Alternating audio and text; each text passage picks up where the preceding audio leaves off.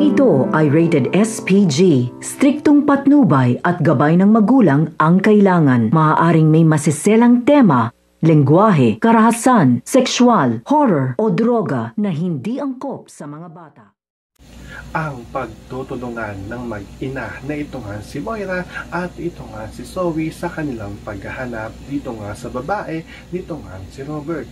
Dahil ito nga si Moira at ito nga si Zoe ay magtutulungan na nga sila dito upang hanapin na nga dito ito nga si Tisay. Dahil pagbabayarin nga nila dito at maghihiganti nga sila sa mga ginagawa nga daw nito nga daw ni Tisay dito nga daw sa kanila. Dahil ito nga si Robert ay nakikipaghiwalay na nga dito nga kay Moira at hindi nga ito matanggap ng mag-ina na ito nga si Zoe at ito nga si Moira. Kaya gagawa na nga sila dito ng paraan upang hanapin nga dito ito nga daw si Tisay na kinakalokohan ito nga daw ni Robert. At pag nakita nga nila ito ay dito na nga nila ito sisingilin at maghihiganti nga sila sa ginawa nga daw nito dito nga daw sa kanilang pamilya. So pakakaabangan nga natin dito ang paghahanap ng mag-ina na ito nga si Zoe at ito nga si Moira dito nga sa babae nga ni Robert. Yan ang ating mga pakakatukan at pakakaabangan dito nga lang sa Abot Kamay na Pangarap.